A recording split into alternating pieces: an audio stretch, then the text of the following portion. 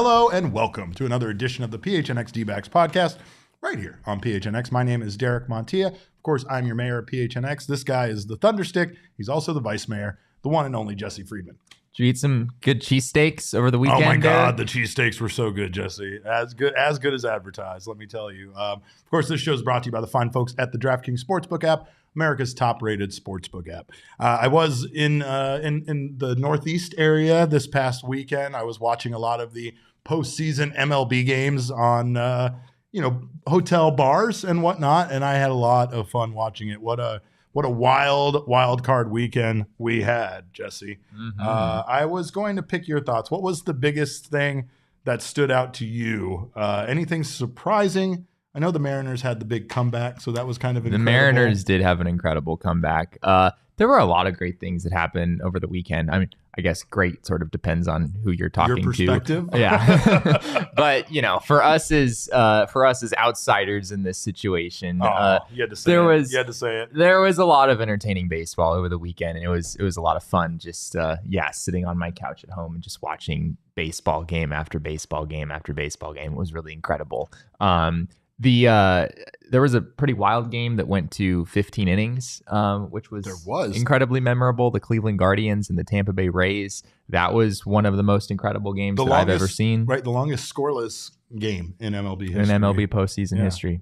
Wild. And it was interesting that, in the playoffs, they don't start with the ghost runner on second base. Right. I know what the fuck is that about? Well, I think the heart of the ghost runner rule is that you during the regular season, it's 162 games. We just want these games to end. We don't want guys to burn out because they just played a 6-hour baseball game, Sure. So during the regular season, it makes sense. But during the postseason, you don't really have we need this game to end. We really just want this game to be played as fairly as possible and for the best team to come out the winner in the end. And that was the Cleveland Guardians, as Oscar Gonzalez hit a very, very memorable walk-off home run in that game. I don't know how I feel about that, because on one hand, changing the rule in the playoffs, I think that's it. It's a little weird. I can't imagine any other sport really doing that. I understand an NFL game can end in a tie, or a hockey game can end in a tie during the regular season, but then during the postseason, there has to be a winner, right? So yeah, I get that, and this is maybe the closest. That's probably the closest comparison to that, right? Because other games can, baseball can't end in a tie. Yeah. Right? That's one wonderful thing about baseball, is it can never end in a tie.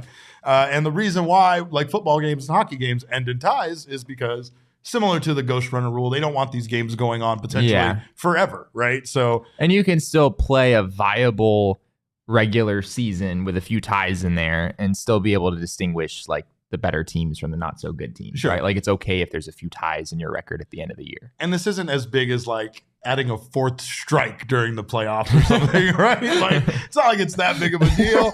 But I just think also it's kind of silly, because to me, what it feels like to me is the ghost runner rule is garbage, and we don't want it when the games actually count. But then the rest of the time, it does feel like sort of admitting that it is dumb. Not an ideal rule. Not the best way. Yeah, not the best way to we do this, but it's not really the best thing for the sport. We just do it because we don't want these games to go forever.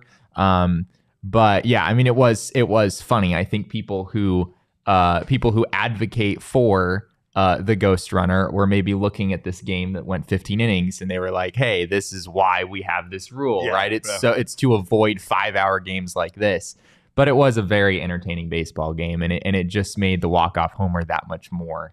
It was one of the best moments in Cleveland Guardians, Cleveland Indians history. Good. So it was really incredible, and it's much better when set to the Moneyball music. If you guys have seen the video, it's really good. Much better that way. By the way, I talked to some Cleveland fans when I was at the airport, and I just once again got confirmation how much they love the Guardians name and the logos and everything. Interesting. And what's interesting about that is the Indians have been around for a long time. There's a lot of fans. It's a historically important team.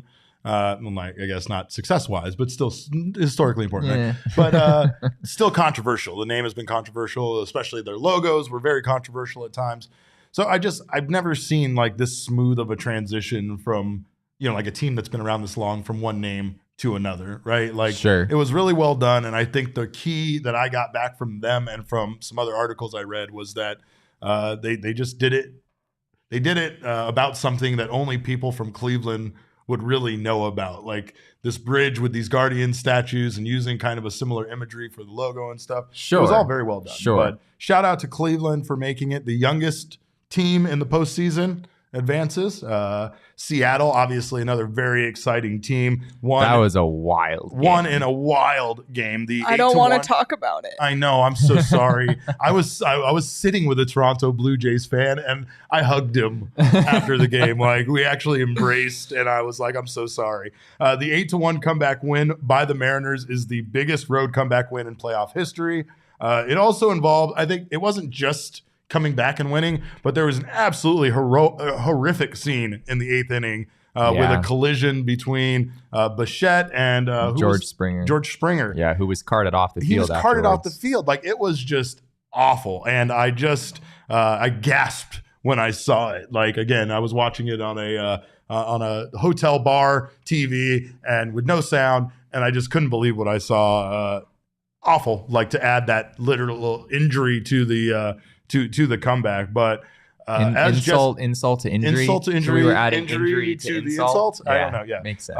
But Jesse and I have both agreed that now we are 100% adopting the Seattle Mariners as our team. Yeah, if you follow us on Twitter, which you absolutely should, at PHNX_D-backs. Why aren't you already? It's a Mariners Stan account at this point. That's what's so happening. whether you like it or not, that's what just we're sort doing. of what we are. We're 90s kids now. I'm going to introduce Jesse to all the 90s stuff he missed. We're going to get Ken Griffey jerseys and I don't know, someone else. But the other thing that's pretty exciting that I saw our friend Elizabeth in the comments was excited about, the Mets are no longer in baseball. Seeing the Mets get eliminated in person was incredible. 10-10, no notes. Mets Twitter wanted Joe Musgrove to be immediately removed from the game and ostracized forever for allegedly having some sort of sketchy substance on his ear that they kept seeing him go to. I thought it looked like sweat to me personally. It was very glistening. It was very shiny. It glistened. It glistened. I don't know if you've ever had your ears sweat. It's weird. My ears don't sweat often. I don't get much sweat but I've on my had ears. times where my ears sweat. And it's one of the grossest things ever. I don't even know why. Probably due to humidity. I'm not used to it. I don't do well in humid climates. But I will say that Musgrove, like, the weird thing is he was eventually checked by the umpire, right? Yeah, and there was nothing yeah. on there. And like, there is no sticky substance in the human history that would come off that quickly so that an ump wouldn't feel anything, right? People were apparently, and I mean, there is video evidence of this, so I guess it's not just apparently, Joe Musgrove sort of like rubbed it off his shoulder, like rubbed his ear on his shoulder to, Did like, one of these jobs kind of thing? Yeah. Which, and people noticed that happened right before he was checked, and so there was some speculation from the Mets fan base that, you know, he probably did have something on his ear and he just got it off, you know, right in time. But yeah, like, that's not really how sticky substances work. You can't rub them off on your shirt and have them come off instantly. You need like that orange spray to really get off. You need some. There has to be some sort of chemical reaction going on there in order for that to happen. The other thing is, if you watch the John Boy breakdown of this, which was very well done as always. They point out that if you watch pretty much the entire game, they watch through the entire game and Joe Musgrove's mannerisms throughout the game, he never once like goes to his ear in order to, you know, as he's rubbing up the baseball. Like in the moments where it would have made sense for him to touch his ear, you know, as he's rubbing up the baseball or whatnot. Like we saw earlier with the allegations that one of the pitchers had like stuff in his hair because he kept going to the back of his head the entire game, right? But that was more of the reason why that was an issue, was because of the constant going to that area that made them suspicious. Right.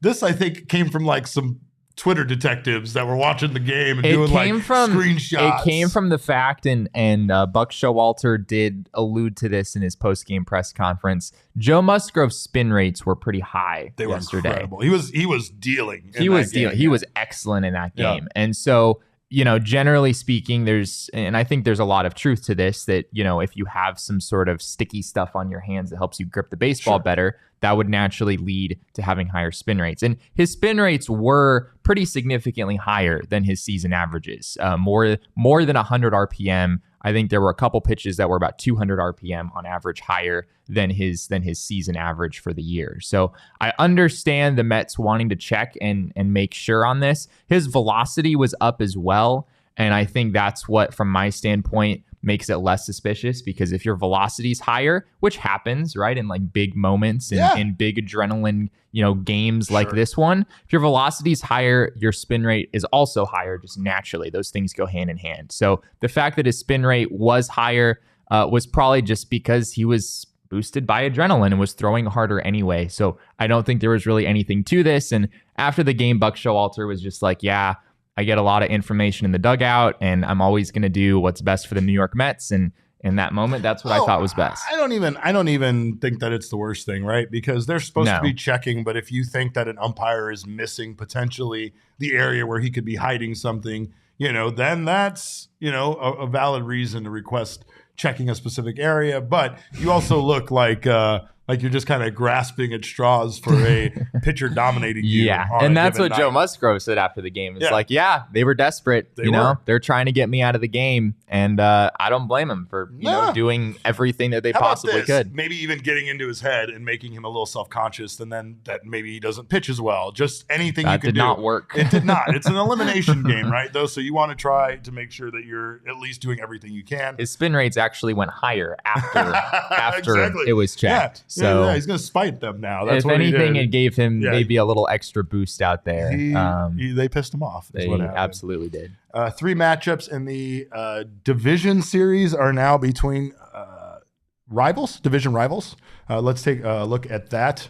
We got the Mariners, Astros. We have the Padres, Dodgers, and we have the Phillies, Braves, with Guardians and Yankees being the only matchup between non-division rivals. But this is very exciting, Jesse. I'm excited for this. I'm also terrified because I feel like the teams I want to see advance are not going to be the teams to advance, right? And I don't mean that. You think it's going to be Astros, Yankees, Braves, Dodgers? It's just going to be the 4 bye teams. Right. Be the ones that move on. But, I mean, what we saw in this first round was very surprising. You brought up the Cardinals being eliminated and how kind of bonkers that was, right? Yeah. I blame myself for being in Philadelphia holding things down while the Phillies and Eagles were elsewhere beating up on teams named the Cardinals. That's on me, you guys. I apologize. They were like, Derek's got that city on lock. We made him mayor. So we don't have to worry about things going wrong in the city of brotherly love. But it's definitely a fun postseason so far, and I think it's only going to heat up here in the division round, so that's going to be exciting. Of course, make sure to stay tuned to this guy right here on GoPHNX.com. He is not only bringing you all of the information about the Diamondbacks, but also about the Fall League, giving you 6 reasons to go out and check out the Fall League. Jesse got to go out to some games this weekend on Friday. How was it? It was so lovely. It was magical, wasn't it? Yeah. Well, it was really cool outside that day, too. It was overcast and like 82 degrees, and I love how 82 wonderful. Is cool. Oh, 82 is beautiful. No, I know it is, but like anywhere else in the country, 82 is not cool. 82 is a warm summer's day elsewhere, but not here in Phoenix. There was like a gorgeous rainbow as well as I was leaving the ballpark. But aside from the weather, I guess the baseball was pretty good too. All he cares about is weather. You care about the weather. Go out and check out some Arizona Fall League games. It's an absolute blast. I don't know if today's the day. It seems pretty hot out today. I have no idea. See, I go back east and now I'm just wearing hoodies all the time. It's like I'm broken, but this one's pretty sweet, you have to admit. So, but anyway, we make sure to check out our website at gophnx.com. If you haven't done so already, get yourself an annual membership. You'll get a free t-shirt. Like this good boy Coyote behind me, Cody. He's such a good boy. They just restocked the purple ones. They got the purple ones back in stock, and the other circle logo. The mosaic the Coyote. Mosaic. I have that one. I love that shirt. So whatever shirt you want over at the phnxlocker.com is yours with the annual membership. If you go with the month-to-month option, we will hook you up with your first month for just 50 cents. Regardless of your membership status, you will get members-only access to our Discord, members-only invites to some of our events, as well as members-only discounts over at the phnxlocker.com. Also, if you're watching us right now on the YouTube channel, thank you for joining us for lunch. Shout out to everybody. I miss saying hi to people because I saw a bunch of highs and hellos. Someone was in the press box at the Salt River Fields right now. Yeah, Freeland 1787. Greetings from the Salt River. Greetings to you, sir. Keep us updated. He said gave us a De Los Santos update there for a moment. Davis and De Los Santos. Josh Hunt says the Mosaic Coyote is one of the best designs in the locker. I couldn't agree more. I like all the Coyote shirts. I'm so jealous of the Coyote shirts. I'm not just saying that because Leah's in here. I just mean it. I'm just jealous and petty, but I also own all of them, so you can too at thephnxlocker.com. If you're watching us right now, make sure to subscribe to the PHNX Sports YouTube channel. We thank you guys for doing that. Leave us a message in the chat saying, hey, you're here. Also, a thumbs up would be great, as well as signing up for notifications. That way you don't miss whenever any of our shows on our network go live. If you're listening to us right now on your favorite audio podcasting app, we thank you for doing so. Please leave us a 5-star review and subscribe there as well. And if you're looking to make your office as beautiful as our office, make sure you spruce up your home at the More Furniture Fall Sale over at morefurniture.com. Plus, here's the thing. Right now, you will receive a $100 gift card for every $1,000 you spend. So they're hooking you up over at More, just like all of our sponsors are. All of our sponsors are hooking you up, making sure your life is better, and we love them for it. So thank you guys for being here, and thank you to all of our partners for helping us keep this thing going. And of course, we want to give a shout out to Shark Week, because every week on this show is Shark Week. We give a shout out to Earth Day because every day here is Earth Day. And of course, you guys know what we do on Monday. Let's go to the mailbag. Always something interesting in my mailbox. I try to get to everything in my mailbox. And then once in a while, there's a letter that makes me go, wow, wow, my mailbox. I am sick of listening to that guy's voice, let me tell you. You got a little too much over the weekend. Oh, man, I had to go to 3 different concerts with him this weekend. But no, I joke. Thank you to Mega Ran, by the way. I want to sincerely thank him for not only that song, but for letting me join him on his little part of his tour this weekend. I realized how hard it is to be a touring artist, Jesse. These guys, you all kind of dream of being like, I'd love to be a rapper. I'd love to be like a musician. No, you don't. Oh, man, these guys are putting in 12-hour days. It's not the easy life you think you're seeing on Instagram, let me tell you. But, of course, it's Monday. We want to know your guys' thoughts, your questions. So, Leah, what's our first question from the mailbag? Our man Gabriel says, can Lawler move to third when he's up next year? That way, Perdomo still has time to grow as a major leaguer and become the superstar he clearly is or will be. There's a lot of fucking confidence in that question. First of all, no, I don't want Lawler moving to third. I want Lawler to stay right where he's at shortstop. If anything, I would rather sacrifice Geraldo Perdomo to moving to third and trying to play that position more than I would want to do anything to impact Lawler's trajectory to his progress as a major leaguer. Lawler, to me, is one of the most important parts of the Arizona Diamondbacks franchise right now. So I would not jeopardize anything to put Lawler in a different position than where he naturally plays the best. I think he could play third base. Like defensively, he probably has the skills to do it. It seems like his arm holds up well enough where he could probably play third base. I don't think Perdomo moving to third would ever make sense because he's just not going to have the bat to play there. Yeah. At third base, you need the bat to kind of play up a little bit. There is a lot of confidence in that question about Geraldo Perdomo's future, which I respect, right? I mean, he's the risk king for a reason. Known risk king. He was incredibly clutch for the Diamondbacks in a lot of big spots, but you look at the numbers overall, and I think it's a little bit hard to convince yourself. At least it's hard for me to convince myself that Geraldo Perdomo is the shortstop of the future, right. Or is necessarily going to be a difference maker at the big league level. Not to say he couldn't do it, but I know we saw some good signs from Perdomo throughout the year.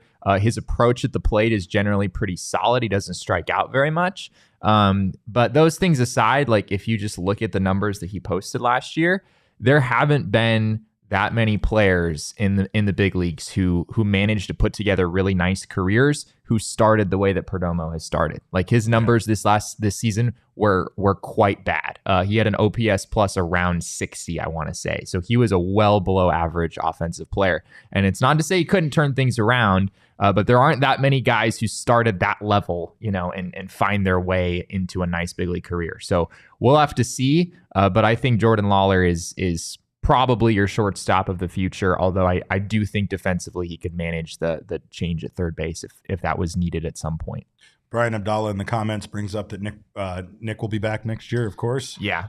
We also have that Michael McDermott said, looking at Lawler so far in the fall league, the arm is a bit disappointing. And yeah, I mean, I guess I could definitely see that, especially when, at this point, I don't know if he's going full speed, but you'd like to make sure that like the fundamentals are there, right? Yeah. And then there were some loopy throws when I was at the fall league over the weekend from Lawler. So I definitely see where Michael's coming from on that. I think the athleticism is in there. I think he would have the ability to play third if he needed to, but if he can play shortstop, that's a more valuable defensive position anyway. Jesse and I are going to admit something to you and just give you heads up right now. Uh-oh. When you go out to an Arizona Fall League, you're going to see garbage baseball.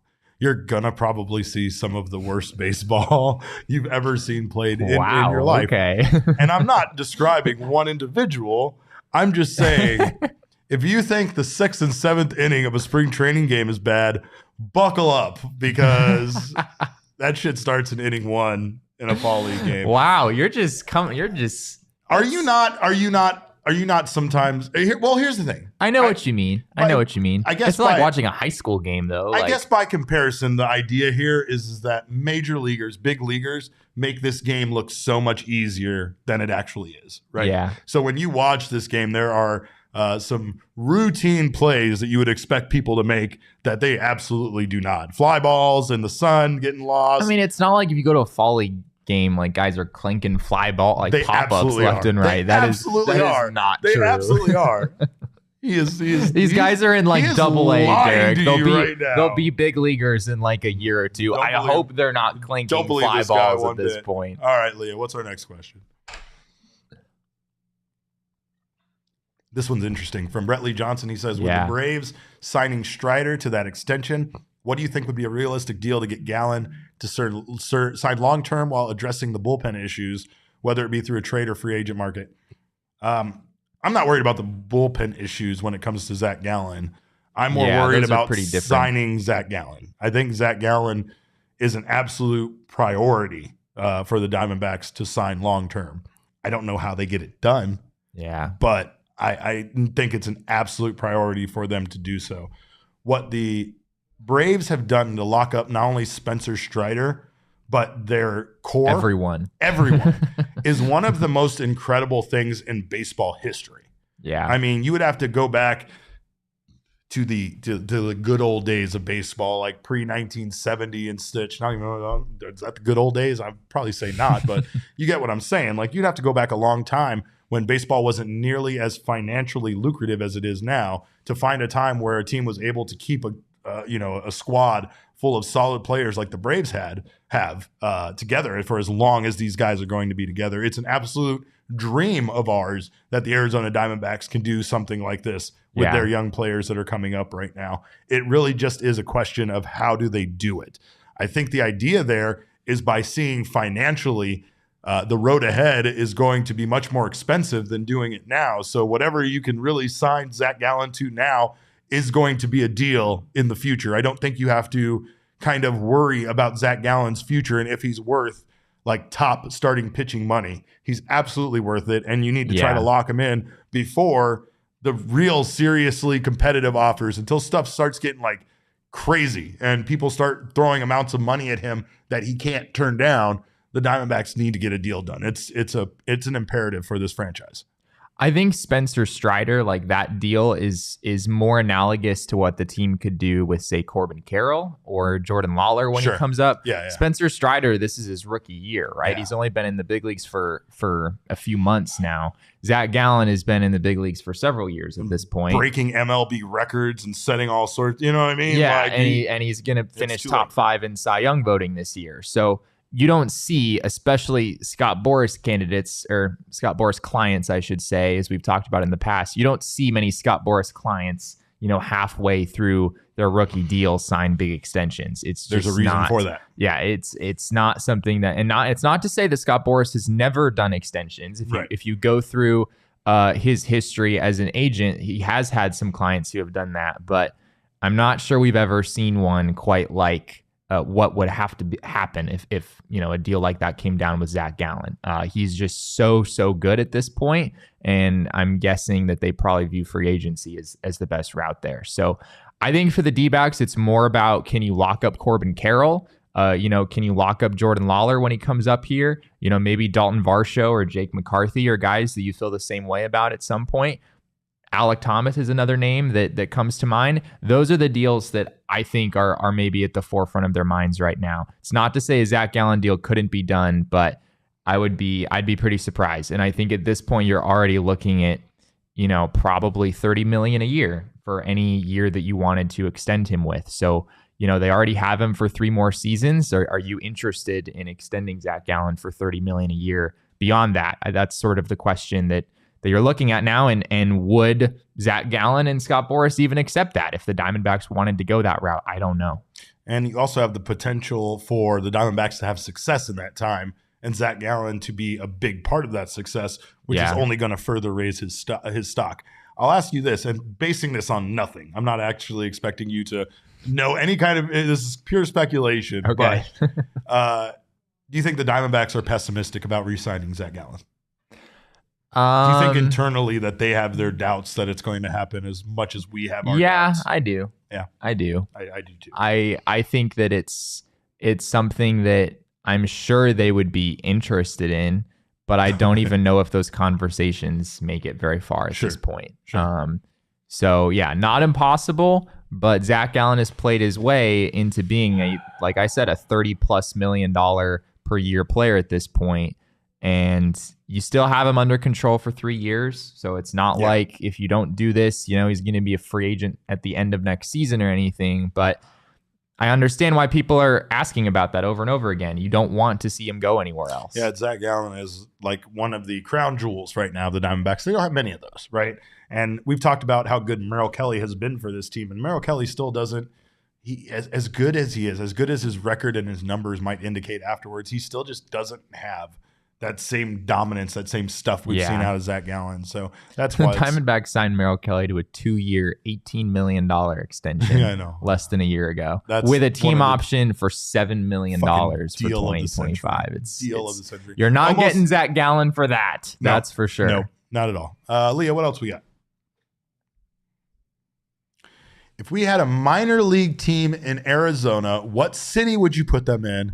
What would the team name be? What would their colors be? And what are you picking as a mascot? Sidewinders is cheating. I know that. Wow. That is a question. Good. That's a good question. That's a lot in there, Josh. You're giving us a lot to work with. Jesse, I'll let you start off. Well, actually, you know what? Can I take the floor? Go for it. Yes, go for it, please. Most people might not know this, but this is something that came into my realm recently. Arizona is the home of one of the oldest, the oldest active ballpark in the United States of America. It was built 5 years before Wrigley Field. It's called Warren Ballpark, and it's located in Bisbee, Arizona. Nice. Now, that is where I want to put a minor league team. Bisbee is like kind of a Western sort of town, right? Yes. Not that many people live there, I don't think. I feel like calling them the Bisbee Frisbees is the right move. A little animated, like cartoon mascot. Looks a little bit like Mario's hat. I don't know if you're familiar with the Mario Odyssey game, right? But yes, the Warren Ballpark actually looks like something that is out of like a league of their own. It's the old school, like the people, like the stands are pretty much behind, the home plate, and they're covered and it's wooden stands. It's incredible, right? So this is definitely something that would not only honor baseball, but I think would be very cool to just see baseball games played in a park like that. It'd be awesome. The Bisbee Frisbees. Yeah. That's it. That's outstanding. All right. What do you got? So I would put a Diamondbacks minor league team in Flagstaff. Okay. Because, Flagstaff, decent sized town, Absolutely. right? Could maybe support a baseball team. And also Flagstaff is at 7,000 feet elevation, which I believe would be the highest elevation of any minor league team in the country. Home runs. Yeah. Like you want to talk about Reno being a hitter friendly ballpark? Go. Just wait until you see the ball fly in Flagstaff. I don't know if I have a great team name, like the Flagstaff Evergreens, I guess. Oh, that's I don't good. know. I like that. I like trees. I like tree names. Yeah, I'm cool. I'm cool with that. I don't know. I don't know. Yeah, Flagstaff. I like that. Flagstaff Evergreens. We wouldn't put it in Tucson. No, right? Tucson doesn't deserve it. No, Tucson. No, Tucson. So. Leah says no Tucson slander in the chat. Come on. We'll do Tucson slander on the show. No. We call it Northern Nogales here. No. Tucson Tech. I have the power to mute your mics. Oh, no. Elizabeth said Tombstone Sheriffs. I like that. I like that very much. Nice. But here's the thing, Jesse. I've been watching a Disney Plus show called She-Hulk that many of you love and more of you probably hate. And I have never heard of. She-Hulk is a great show. But if there's a place that I'm going to put a baseball team in this town, and I know that I want it packed and I want money, I want the money to be there, it's Scottsdale. So what better mascot to have for a Scottsdale minor league team than the Scottsdale Madisons? We're talking about with 2 N's and a Y and not where you think it goes. That spelling hurts me. Yeah, that's good, right? The Scottsdale Madisons. I mean, that's perfect, right? Like that's if you want a mascot that's like that says the town. There you go. It's Scottsdale. Would they Madisons. just play at Scottsdale Stadium then? Yeah, they play at Scottsdale Stadium. Okay. There would be a big Madison mascot. She would look like that, but it wouldn't be an actual woman. It would be like a foam character in a suit, Okay. dressed and looking like that. All right. Yeah, I can get behind it. yeah. Ben says Scottsdale is even worse than Tucson. No, sir. No, it is not. Go to a San Francisco Giants minor league team. Minor league game team. See if you change your mind about that. I was actually jealous of Giants minor league games because of the crowd attendance and how everybody there is somehow a Giants fan. Like that's such a strong percentage. It's impressive. Giants fan. There were Cardinals, like a lot of Cardinals fans at the Fall League game I went to over the weekend. Mm-hmm.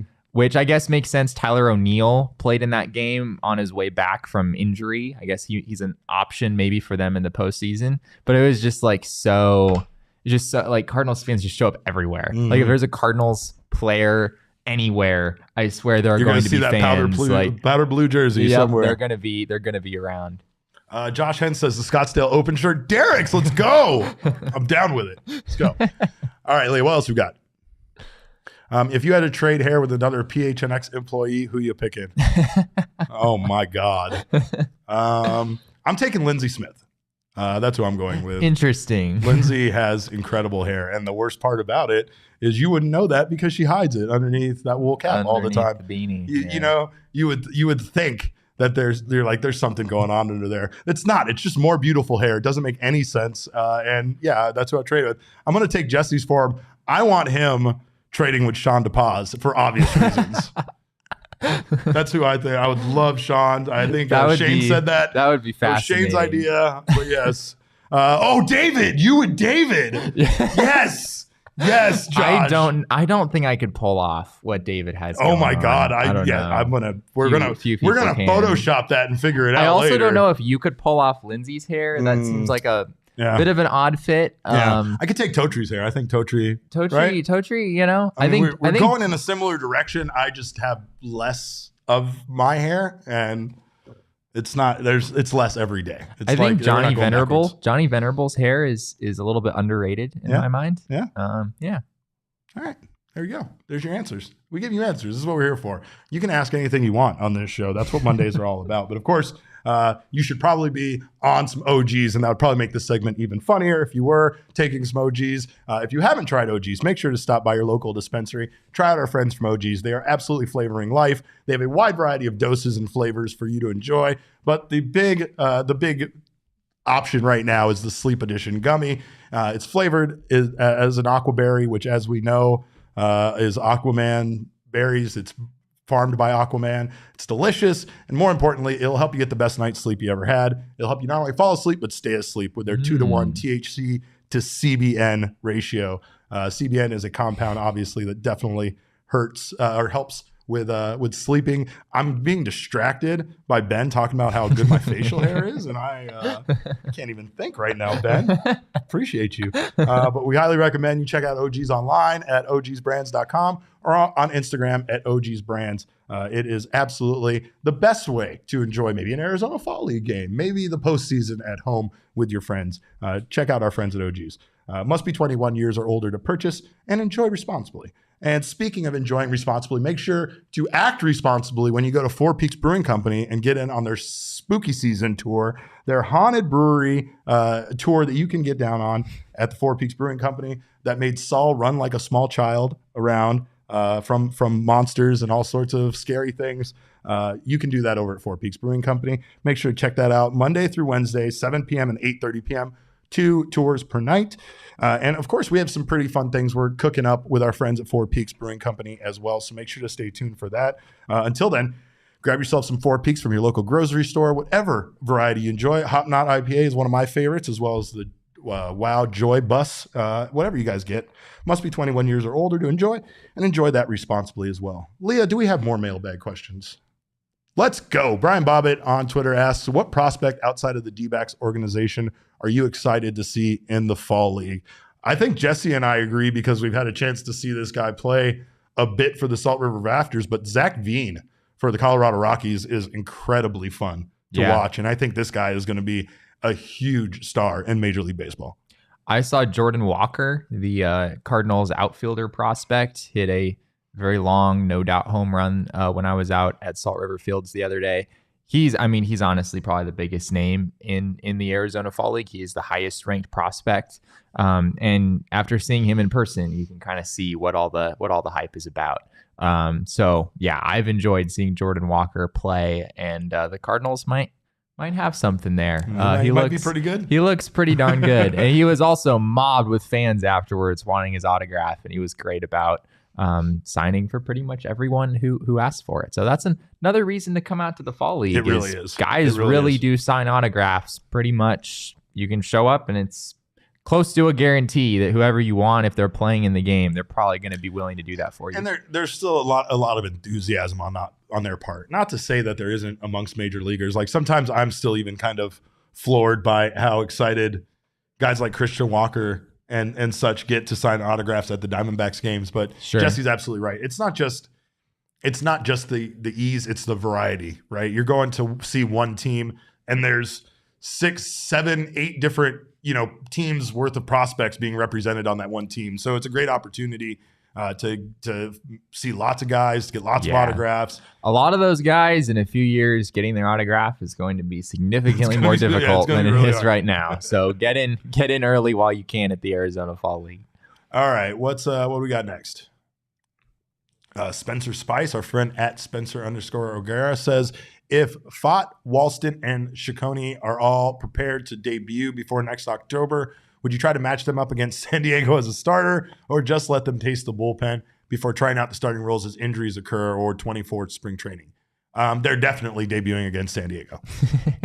Everybody's debuting against San Diego. That's the way that... When I first read this question, I genuinely didn't get it. I was like, what do the Padres have to do with anything? But now it makes so much more sense. Yeah, it makes sense, right? Yeah, no, those Padres, man, that's easy pickings for a new pitcher for some reason. But I don't know. I think that a big part of it is, how are guys going to work out? How are they going to work these young guys into whatever role they're obviously going to be in? Merrill Kelly and Zac Gallen, that's pretty much 2 starting rotation spots, along with Madison Bumgarner, for being honest, 3 that aren't. They didn't commit to it. Torey Lovello said he wants Mad Bum to be in the rotation.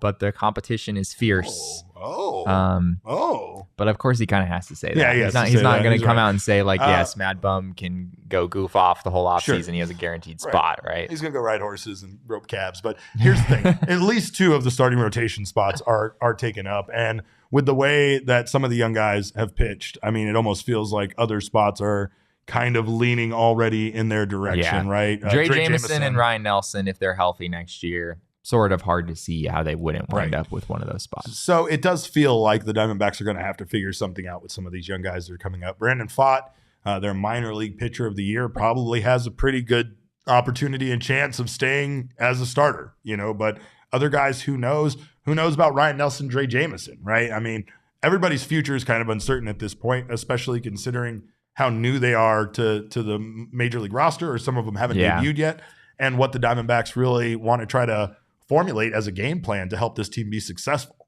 right? Yeah, I think Slade Ciccone and Blake Walston, two of the names mentioned there, probably would be toward the end of the year, right? I mean, those guys, in Double-A this year, so they're probably going to get a look in Triple-A to start next year. They still have a little bit of a ways to go. Brandon Pfaadt, on the other hand, is done pretty much everything you could possibly have asked for in AAA. So he could be an option to start on opening day.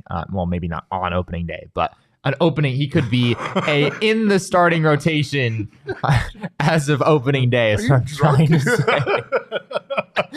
Brandon Pfaadt, opening day starter for the Diamondbacks in 2023. You heard it here first. That would be wild. Oh, but yeah, with him and Dre Jameson and Tommy Henry and Ryan Nelson, you've got 4 names there, plus Mad Bum, Zac Gallen, and Merrill Kelly. I mean, that's 7 starters right there. You kind of feel like the opening 5 will come out of that group of 7, with Walston and Ciccone maybe being candidates later in the year. All right, what else we got, Leah? Daniel asks, is WaWa as good as everyone says? Let's go. All right, Jesse, I don't know. Let me take over on this one. I have no idea. All right. It's hard to explain WaWa. I think the way I'm going to start off is like the expectations, the legend of someplace like Buc-ee's in Texas, or like WaWa in like the East, kind of grows. It's bigger than, it's hard to live up to the fame, to the reputation that they have. WaWa is like a Quick Trip, but times 1,000, right? Quick Trip has food. It's not very good. WaWa is delicious. WaWa has a wide variety of foods. And more importantly, you can walk into a WaWa at 3:00 in the morning and there will be 20 people there waiting for food. It'll be a wide melting pot variety of people drunk, drug addicts, people who have to be at work at 4 a.m., college kids, people that just don't sleep well, and everybody will be talking about the birds, which is the Eagles apparently, and everybody will kind of be both surly and nice at the same time. But you will get yourself an Oreo milkshake. You will get a turkey gobbler sandwich, Jesse, which is like a Thanksgiving sandwich on all the fixing on it, on a hoagie. They love their hoagies out there. You'll get French fries, macaroni and cheese, and a quesadilla. And that all will cost you $16.75. So that's why WaWa is so good. I can't explain it. I don't know why we ate there so much. Megaran, any opportunity he had to take me to WaWa to eat, we went. It was like, oh, there's this nice sit-down restaurant. He's like, but WaWa, I guess that's the problem is that it was too much of a go-to too many times. It's too convenient.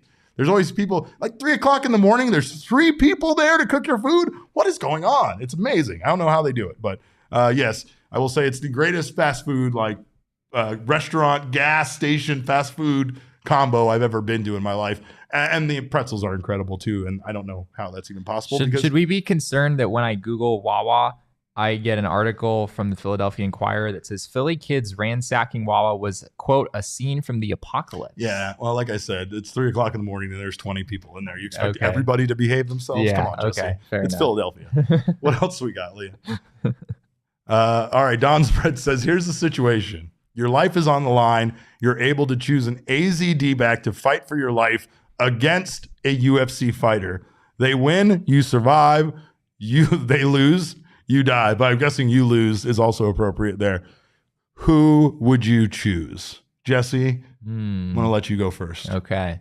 We've answered questions like sort of similar to this in the past, and never this exact situation. Right. This is very dire. Yeah. This one is the stakes are a little bit higher with this one than what we normally get. I'm gonna have to agree with Michael McDermott in the comments. Stone Garrett is we call him Stone Cold Garrett for a reason. We really do. And he is a very large man, a very large, well-built man. Yeah. So I think I have to go with Stone Garrett on this one.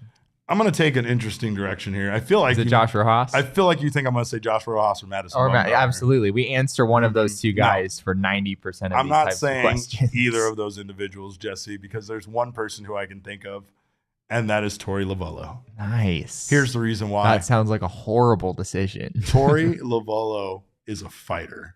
and Torey Lovullo would do anything for me.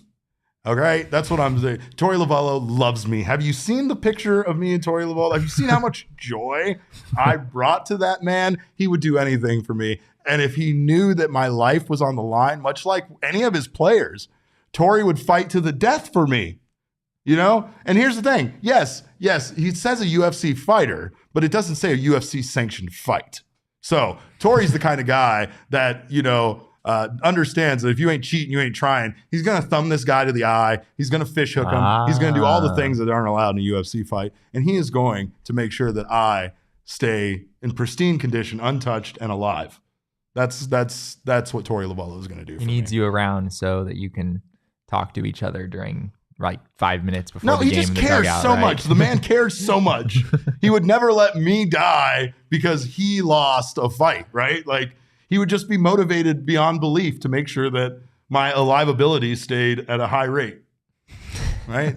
Anyway. Your aliveability? My aliveability. Is that our last question, Leah? That's our last question. Well, we thank you guys, of course, for your questions. You guys are awesome. You always make it fun, and we can't do it without you. Of course, if you're a new user to DraftKings Sportsbook, go download the DraftKings Sportsbook app now. Use our code of PHNX and get down on the NFL action. You can bet $5 on any NFL team to win, and if they do, you will get $200 in free bets instantly. Not only do they have that offer for new customers, but everyone can get down on the stepped-up same-game parlays, which allows you to add more legs to double, triple your amount that you could win. You can win up to 100% of your winnings, of your original winnings.